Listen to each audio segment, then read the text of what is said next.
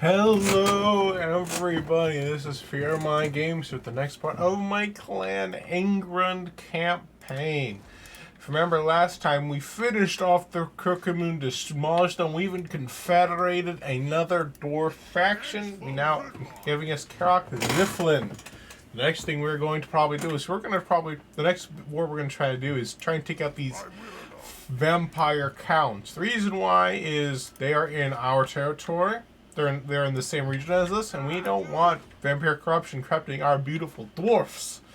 So we'll wipe them out, keep control of these whole mountains here. Unfortunately, the last place here was something we won't be able to get because Marienburg owns it. I don't think we're going to be likely going to war with them. So we will see how that pans out. And it looks like we don't really want to mess too much with the Empire because the Empire has officially defeated their early game enemy, the Vampire Counts, it looks like. So I don't know the situation up on the north here, however, so they could very easily be struggling in other sectors. But it looks like they're going pretty strong so far. We do have a rebellion about to brew in our home province here, and we also have another rebellion over here by Karak Norn that we also need to deal with our armies. So we're basically dealing with full-blown rebellions at this point. Let's see, what could I make that's a good weaponry? Unfortunately, I don't have any gemstones, because the nearest one is apparently way over there. But I won't be able to get that until I can start trading with the Karak over there. Let's see, and I can't get iron because I don't own any iron until I can confederate those guys.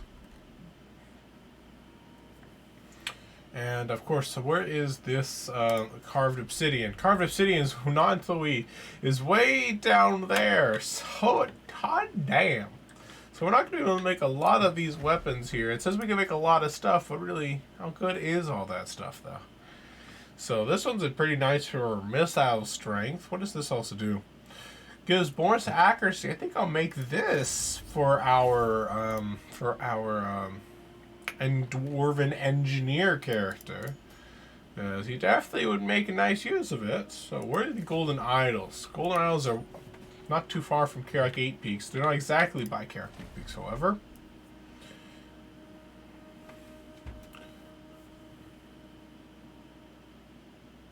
The sound's sounding kind of strange in at least in my headphones. I don't know if hopefully my headphones are about to go out. But it seems to be holding just fine, at least in the recording so far. So we'll see how it goes. So let's see. Enchanted items. Let's see what we can make here. We could make... Oh, we already made that. What is with the sound? It's actually starting to really bother me right now. Oh, game settings. Can we make it so the advisor is never? No, well, let me do never. Game settings. Nope, that's not it. Sound. Or sound. Let's try stereo headphones and see if that fixes it. It's really annoying. It seems to have fixed the problem, perhaps. So talisman. So this one's actually a pretty nice talisman. Is this just on himself or is this in general? It doesn't say, so I guess it's just on himself. Yeah, it looks like that fixed the sound. This one's pretty nice too. So what I think I'm going to go for is... I'm going to make this... Where'd it go? Oh, I don't have enough oath stone, but I could make the oath this. Passability, Dragon Slayer's Self. Better armor and melee defense. Oof, that's actually pretty nice. I want to get this one. We'll make this one, and that way we can make our dwarf engineer a little bit better. So let me go pick him up real quick in my army. Master engineer. So he doesn't have a weapon. He gets a talisman here. I believe in that, and then he gets an enchanted item. I don't think I have any spare armor yet, so that'll be it for him. The army can't move quite yet, so I won't worry about doing that for now. Once I clear this up, I do want to start recruiting a little bit more, probably a little bit more melee troops, or rangers, one of the two. Well, I say ranged, but I mean quarrelers. Alright. Let's end turn for now. I think part of the public order problems is also the fact that I confederate somebody, because confederation also negatively affects public order. But I think it also has something to do with some vampire corruption going on. At least that wouldn't surprise me.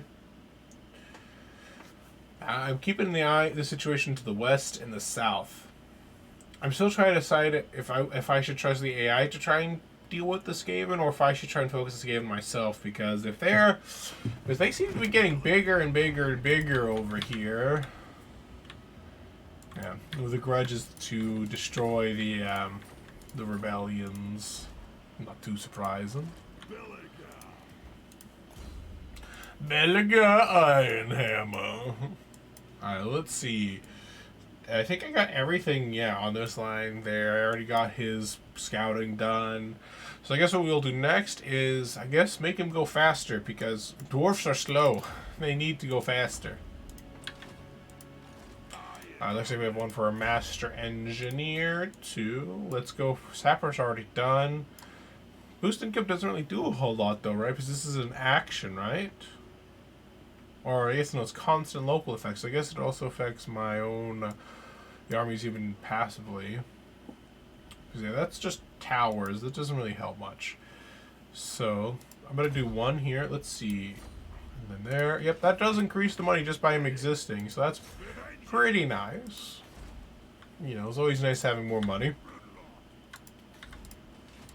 Thankfully, that rebellion force should only attack Karak Izor, not anywhere else. I'm quite confident I can hold Karak Izor against an attack from the rebellions. But, you know, we'll find out soon enough, I imagine. So I think what we're going to do is we're just going to end turn. There's nothing more I can do. So might as well just move it, keep it going. One thing I've noticed is that in my Lizardman playthrough, or I'm doing on stream, I'm like twice as many moves and as this one. But I've also been doing this one longer, but the reason why is natural is of course the fact that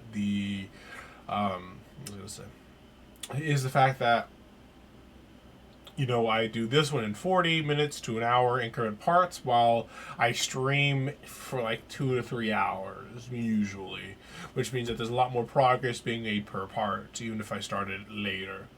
Though I do feel like, in terms of like amount of turns it takes for me to make progress, I feel like I've been a bit better in this campaign. I think part of it comes from I'm a little bit more used to dwarfs, but also I would say because I feel like I'm a little bit more careful on video because I don't get tired and I'm like on board. You know what I mean? Or it's like let's just auto resolve and get into autopilot. I'm like always come in. I'm like, okay, we're good to go. Because Clan Angrund, I record my Guild Wars 1 video right before I do my Clan Angrund, so I'm like, I haven't done any other Total Wars. So I haven't done any other Total War videos for the day. So it's like, you know, I'm like fresh. I'm not like, oh, might as well just auto resolve. I've been doing Total War for 2 hours.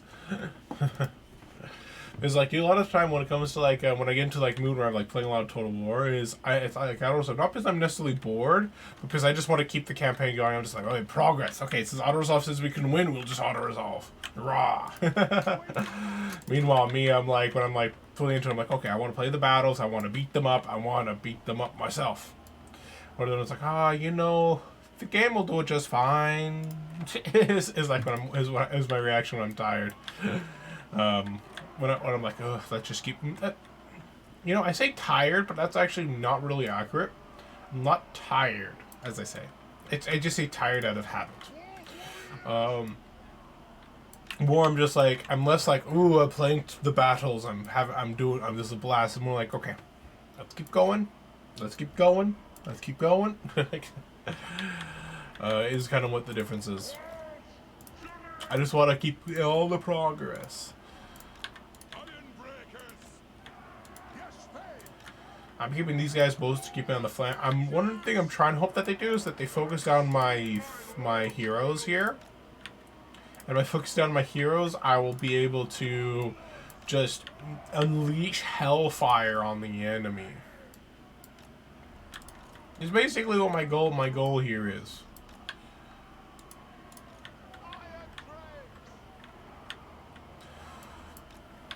Which is one reason why I'm like positioning my Iron Drakes like this, be like, okay, Bubbas, you're ready to go.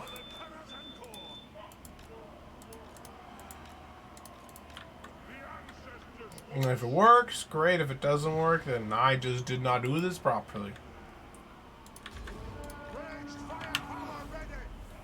Range, fast, range, far. Alright, we'll speed this up because I know that the enemy will come to us even though we attack because we have the artillery advantage. Whoa, one volley just decimated that unit. Not even funny on that front. That just was death.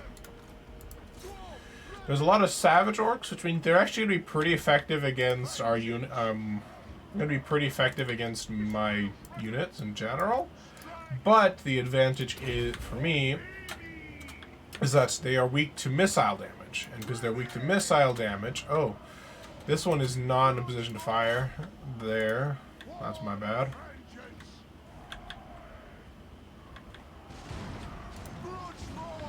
Grudge throwers are being weird when it comes to their targeting right now, and it's a bit annoying. Okay. Okay, they charge my general, but my general is just fine.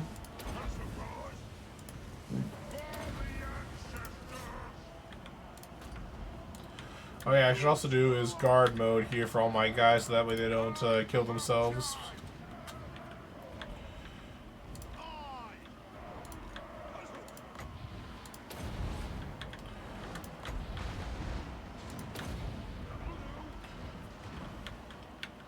Can I hit this one?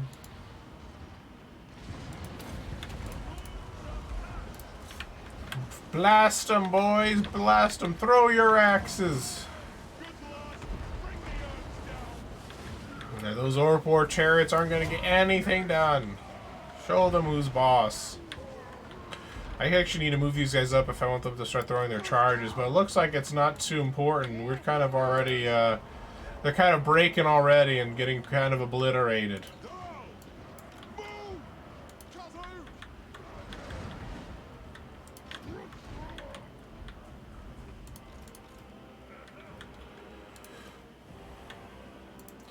So I guess it's not too much of it. This army was not really a threat at all, apparently. I thought it was at least going to be somewhat of a threat. I guess that's what happens when you overestimate how much of a threat your enemy is.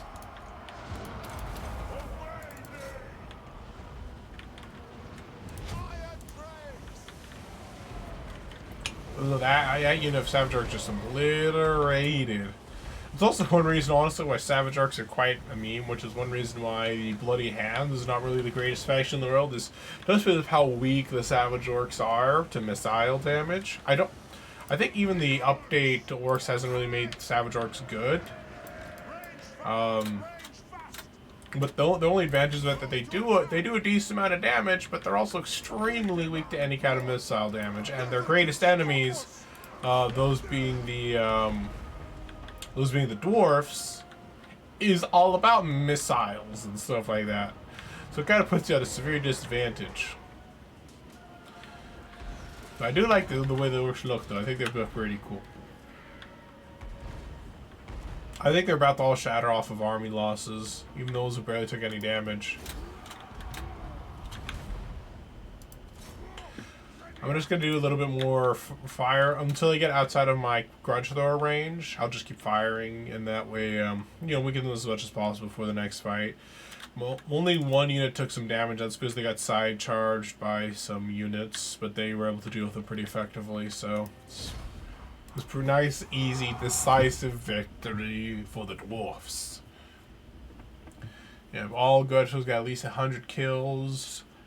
My Iron Drakes didn't get actually a lot of kills, neither did my Rangers. Except for this Ranger did get a decent amount. My Quarreler is actually surprising too. I guess they got so groped up that my guys were just like slaughtered them. Oh, that one actually almost got 300 kills. That one was a slaughterhouse of a grudge thrower. But that's what they call the power of range damage.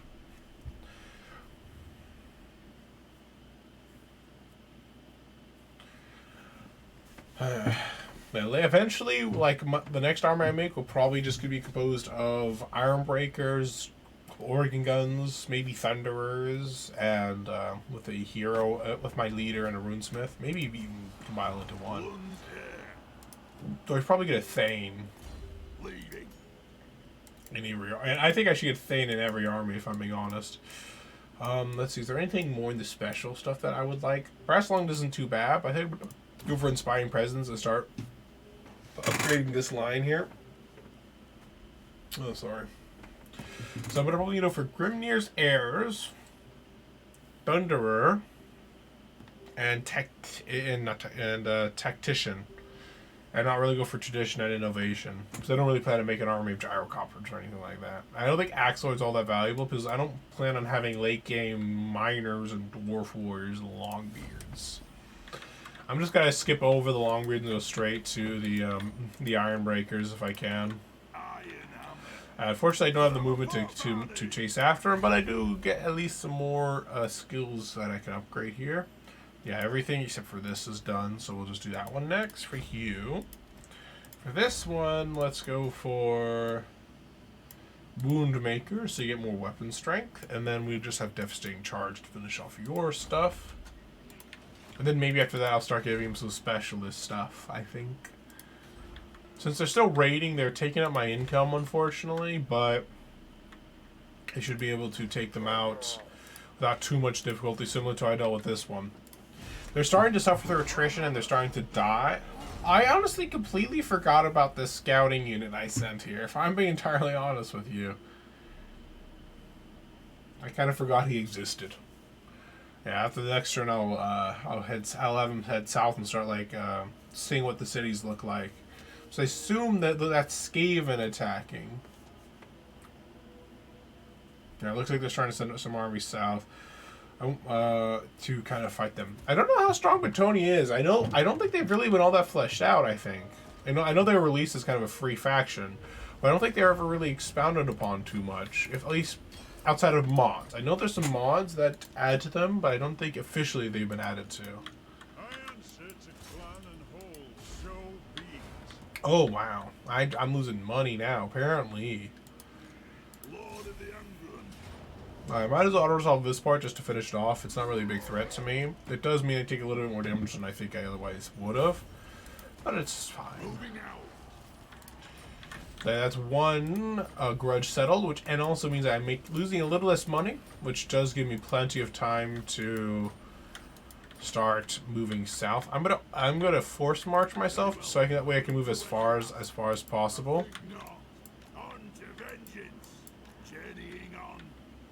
I'm gonna underway underneath and move over to Karak if possible. I'm probably gonna go for I think I wanted to go for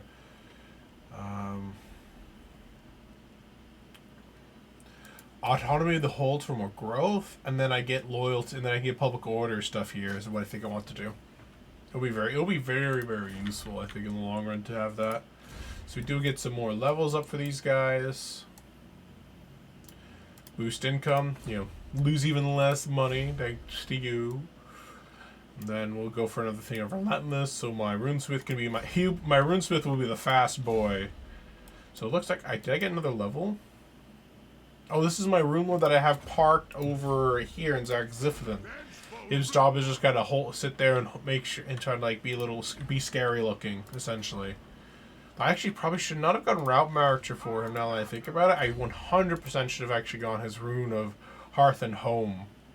That way I can start getting the good runes and stuff like that to make him less, instead of being a weak Thane, he can at least start being a rune lord. So this is almost a full stack, but it looks like it's pretty generic enemies. It's still not too big of a garrison, but I think we can hold it without too much difficulty. Especially as we have a Thane there. But even if we lose Karak Eight, we'll be able to recapture in a turn. But it would still be. I'd rather not lose Karak Eight because that would definitely set me back, and I don't really want any more setbacks if I can help it.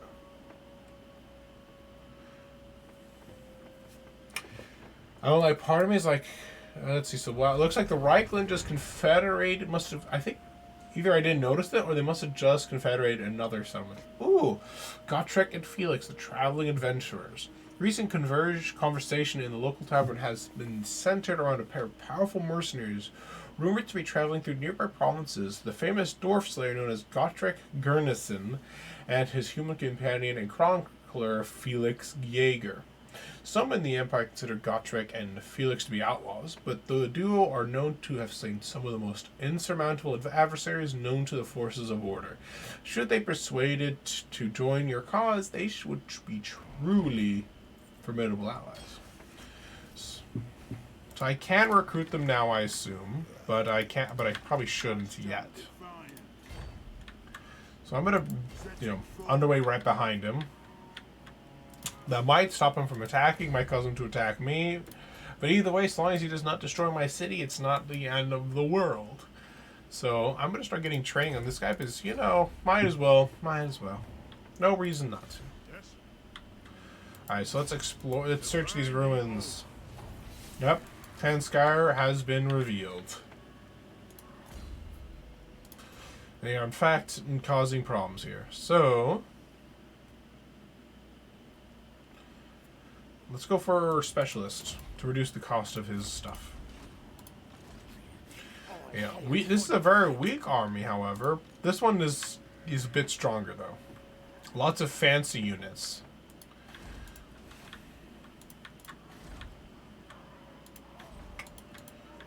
I can't really afford to upgrade anything. I can't afford to upgrade anything, so we'll leave that there. And next turn we will either over this end turn or next turn we're going to deal with this army. I assume they're going to attack this turn. I'd be kind of surprised if they hold out longer, but we will find out to see what the AI decides to do. They can't. I don't think they can really underway from me unless they get really lucky. So this will be just a situation of either they attack now, Karak Izor, or they attack my army. Oh, and if they don't, then I attack them and they get sandwiched. So either kind of way kind of works out for me. Karak Izor is under attack. I could just auto-resolve this apparently and just win. Screw it, let's just auto-resolve and win. Actually, my army actually took a little bit more damage than I was expecting. Nah, I should have just fought this out. Oh well. Looks like there's more bay herds. Oh no! Where are these guys? Oh no! Oh no! Xerox. Oh no! I'm not a fan. I am not a fan of this situation right now.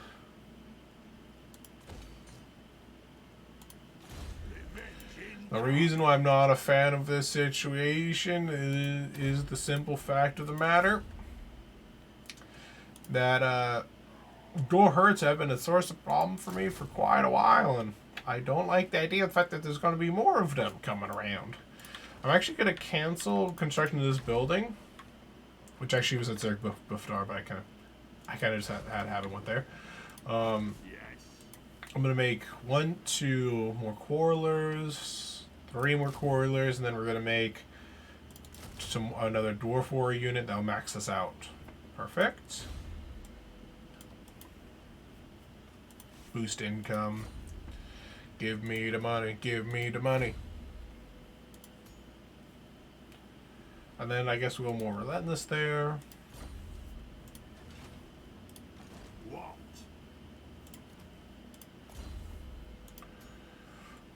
Once we finish the construction of these units, I want to move. I'll move back north and get ready to attack that the vampire faction. Looks like the armies one of the armies disappeared. I assume they're heading north to attack either. I actually don't know who they're at war with right now. Who are they at war with? You really don't like me, and I barely even know who you are. They're at war with the. You actually at war with neither of them. Karwichamajigi. Apparently, there's actually civil war in Bretonia between the Fey Enchantress, who I have a non-aggression pact with, and Corone. That's surprising, to me at least. Maybe they're actually supposed to be at war with each other, but it's definitely surprising to me. And it looks like she's going to be wiped out Because I most likely what happened is her territory was probably the one that was down here that was swallowed up by the Skaven. Meanwhile, Corone declared war on them and started squishing from the north. Is what I assume happened. Yeah, Clan Skyer controls all of this territory, and they're at war with the Wood Elves, the Fey Enchantress. I forget what her faction is already. It's the Carcassonne. I don't know how to pronounce that. Targovan. I don't know what that is. Oh, there's apparently a new faction right there of Wood Elves, apparently. Yeah, so this game would definitely have a lot of enemies that they're dealing with. A few of them stronger than others. Might as well send him. Oh, looks like that's not really even an army. They must have been wiped out or something right there. I can't afford to actually build more of this. I have 3 more turns until this army is able to move again. So I will enter. What's its grudge? Oh, to get back Karak Eight Peaks. Naturally, the eventual grudge that we want to settle. Probably I'll consider this. I'll probably do one of the win conditions on this campaign before calling it. But the very least, what I want to do is get Karak Eight Peaks, get settled, deal with all my enemies, and then we'll kind of decide at that point whether or not I want to end the series or and start a new one or not. What I think I might do is I might remove the population oh, yep. They are, in fact, by Xerxil, like I was worried about. And they're probably going to kill it, which means what we need to do is, you, Thane, go this way. Other Thane, go this way. I'm basically just trying to send them south. Maybe they'll be able to, like, harass them and stop them from brutally murdering my towns again. Damn beast men, trying to go to my weakened underbellies. By the king's command. Yep, Skaven revealed once more. And at least he's getting some very valuable experience out of this one, making him better and better at the job I want him to do. Even if it's costing me 517 gold per level, it's better than nothing. I'm on Beastmen. Don't attack yet. I need to find them and assault them before they can kill my men. Because my army is not really in a position to move out right now. Because I want to finish off this muster. Refuse this creature. A stranger comes. A cloaked stranger from the mist-shrouded land of Albion approaches with the request. He is of sinister aspect, but assures you that his intentions are good. I deny this. Let's move that one south here. So this guy, let's give him another specialist, so that way we can upgrade that one. And then we got Oaths of Loyalty, so that way we don't have to deal with, public order and rebellions and stuff. Oh, yep, those are the Gore Herds. I'm not going to make it in time.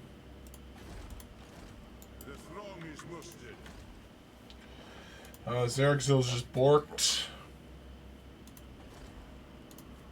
Yeah, if this was in a higher level, maybe. But I think at this point it's just borked. Yep, and there's one more turn before I can send my army south and deal with them. I was thinking that I wouldn't need to build walls around the settlement because I had dealt the beastmen that was already here, but apparently they can just magically respawn and attack. That just pisses me off.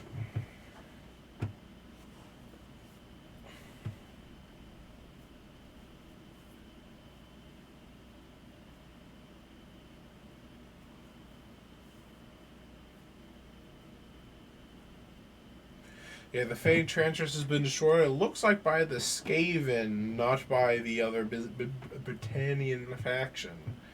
Alright, they did not attack Xerxil this turn, which is perfect for me. And they look like Reichland is confederated. Yet another of the Empire factions. Looks like they are becoming quite the mighty force. I guess you can say they're quite the mighty empire. Assault them, make sure they don't do anything. You're even the specialist here when you failed me? What a schmuck. Come on, dude. Show this guy how it's done. You're both schmucks. You guys both had one job. Weaken the beastmen so they don't kill people. You failed. You're just failures.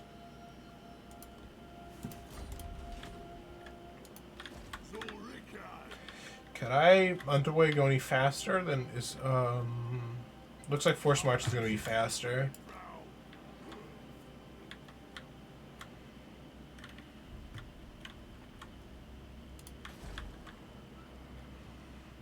Those used to schmucks failed me when the world needed them most. They failed. They didn't just vanish. They just failed, like the scrubs they are. All right, let's search these ruins here. Did this guy another level up? Perfect. Another level up for you. I can now give you a specialist level 3. And then, of course, I'll go for another one. Hopefully enough for yet another level up for him. And then, basically, this will be my dedicated specialist Thane. At least for now. I might incorporate him in armies later on, but definitely not for right now. Most likely, the Beastman's now 100% going to attack Xeraxil. I'm so disappointed in my Thanes at not successfully assaulting these guys and making it so that there's more of a fighting chance to hold Xeraxil. Of course, makes them even less likely to like me. So if they don't attack me now, I'll be amazed. Wow, they actually do not attack me. What is this? Especially if they don't attack me, I'll be amazed. And apparently, I'm amazed. Ready to burn them. Yes. Lord of the Angrund, I serve no master. You have my hammer. I answer to clan and hold. Assault the units. Kill them. Kill them all. There we go. You've redeemed yourself a little bit. Ooh, he's even got a trait, Undaunted by Numbers. So now he has a 15% additional casualties next time he assaults an army. Come on, assault these units, dude. I believe in you too, even if you're not one of my specialist guys. Good job, my dude. Alright, and now we'll send our Lord to attack. We'll probably just auto-resolve this battle because this is the simple fact of the matter, is that it's a very small army, and my army is bigger than them. Or, as we put it in the words of SAO Abridged, my numbers are just bigger than yours. So we'll just auto-resolve that.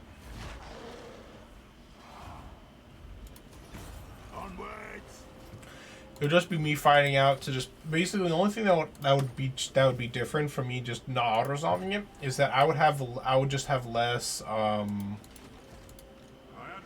I merge you guys if you were like right next to each other? No, I guess I can't do that. Man, it would be hero not moved. Who is this hero is not moved? Oh, I guess I didn't give him a walking order like I thought I did. So I will give you, I guess I'll give you Deadeye. Might as well have some bonus range. And you, Relentless is done, Scouting is done. I guess the Corruption removal is not too bad, because it's just passive, him existing does it. So let's do that. Cleanse Corruption. And the next turn I'll merge these guys back up, and we'll start heading, well, these guys technically can move a little bit faster. And then we'll just have them next turn merge, and we'll continue on our way back up north, all the way up here, and out the other side. We finally have a full stack army that I think is actually a decent setup. So I want to fight against I want to attack the Necromancer, wipe him out, show them who's boss. And once that's dealt with, we will. Oh, honestly, actually, the stretching issue is a lot better than I thought it would. Oh. Once we wipe them out, we'll then try. Hopefully, there should be no more threats from the north. There should be no more threats around here because the Empire and the Britannians should be like order people, so they shouldn't attack me, a fellow order person. And I don't think the widows completely hate me, right? Yeah, they don't hate me. So I might be able to make sure I don't go to war with any of them. And by doing that, I won't have to worry about this border anymore, except for the Skaven, of course. So what I'll probably do is I'll probably make war on the Clan Skyer, completely clear up over here. And then I can also establish some relations with the High Elves and move east. Looks like Talea has actually lost their settlement once again to the Pirates of Sartosa. So that is something to actually keep in mind. I'm actually surprised to see 2 Talayan agents over here. Maybe they're going after the Bay Herds. Yeah. Talea may lose this time, and if they end up losing this time, then that just means we'll have to kill the Pirates of Sartosa and the Clan Skyer to make sure we secure our western border. And once that western border is secure, we can then move east. I think we already got military access from the border princes, moving east, conquering the orcs as we go, until we get to Karak Eight Peaks. Though admittedly, I do not know what the situation is over there, so they could very easily be dominating over there while I'm just flailing around over here. If somebody owns Karak Eight Peaks and is not me, then we kill them. Even if it's my fellow dwarfs. If I can't confederate them, then they get to be murdered. That's as simple as that. Either are with me or you're against me. And if you have Karak Eight Peaks, then grudges must be settled.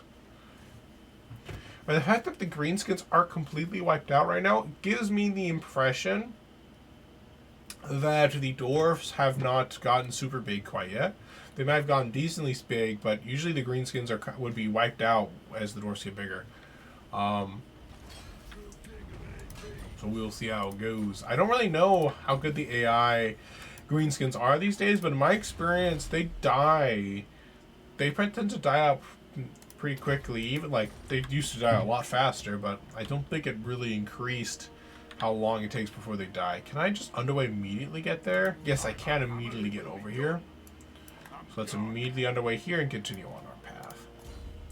I think one reason I'm upgrading training on both these guys is because I believe it also affects heroes, which means that these guys are also making each other level up faster by me making them level up faster, you know.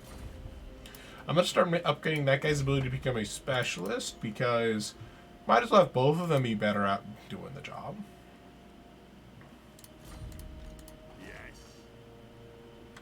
I don't think I have the money to upgrade any of that stuff, so...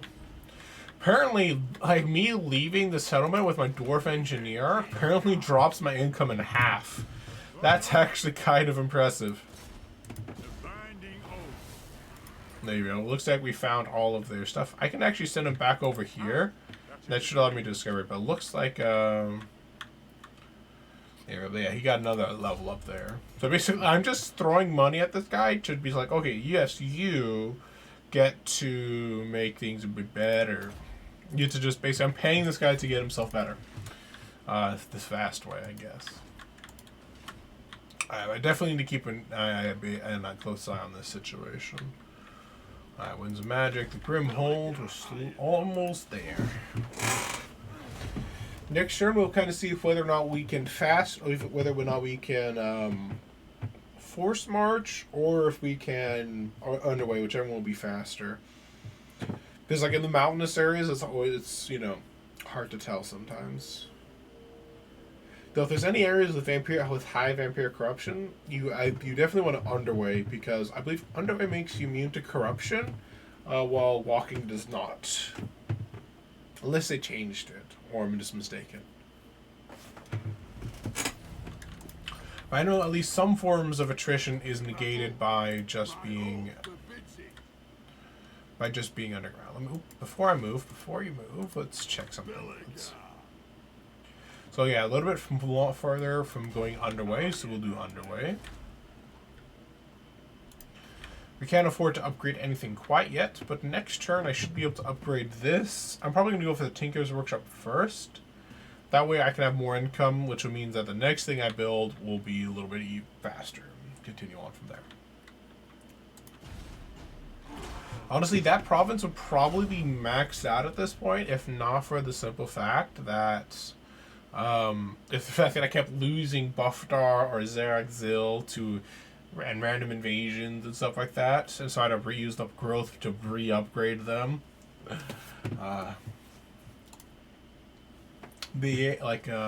That soft underbelly for Clan Angrund province was definitely a source of problems. So apparently I can go back to settlements I've already been to and then rediscover them. Apparently, that's interesting. I would figure that I would just like, it would always tell me if I discovered it once. Like, oh, gee, there's can't be possibly a Skaven here. Actually, no, don't do that, because I actually want that money. I actually want to use that money elsewhere. I was like, oh, might as well, but it's like, wait a second, I actually want that. So we'll keep moving on. It'll probably take me about 2 more turns before I can get here, and then a 3rd turn before I can start going on the warpath, which means the war with them, with that faction over there, will take place next episode. This episode will be ending in a couple of turns.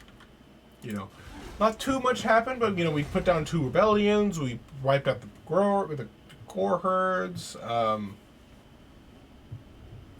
Wiped out the gore herds, and now we are moving up towards to take on the necromancers, and that should be difficult enough that I'm definitely going to be fighting out each battle against the undead, because I want to make sure that I have enough army that I can immediately just move south, and I don't want to really lose a crazy amount if I can help it. I may accidentally lose an army because I make a mistake, because I'm me. Of course I'll make a mistake, but at least avoid it when possible. So Karak Buffdar. So what I can do here is I can make something that does more money. Can I? Is that? Yeah, I can make more money.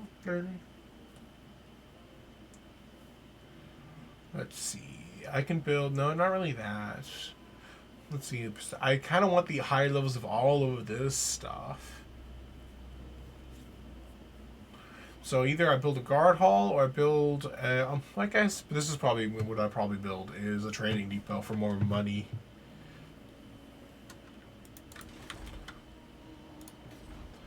There's that or public order. So I definitely need to better public order. So I can't keep running. I can't keep running back here. Because I can't keep running back there. Every time there's rebellion, like I'm halfway across the continent attacking Karak Eight Peaks, and then suddenly, oh, there's a rebellion at home. I should go back there.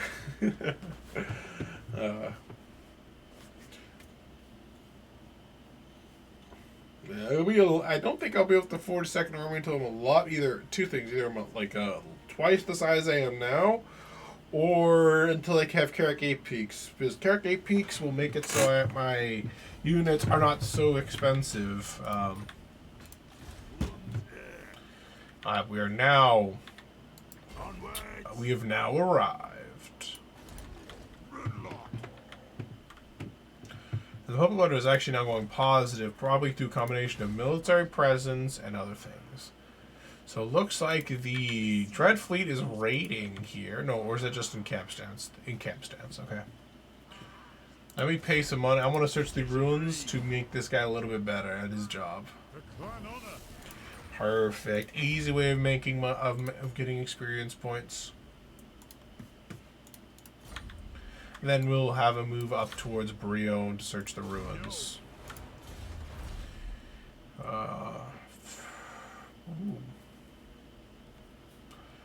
Rummel's picks, trade, increase money from trade. That's always nice.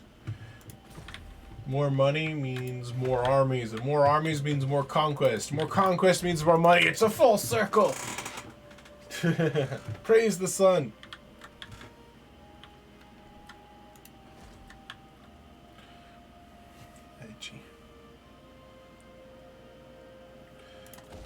I will do one more end turn cycle, and then we'll probably end, and then we'll end this part here.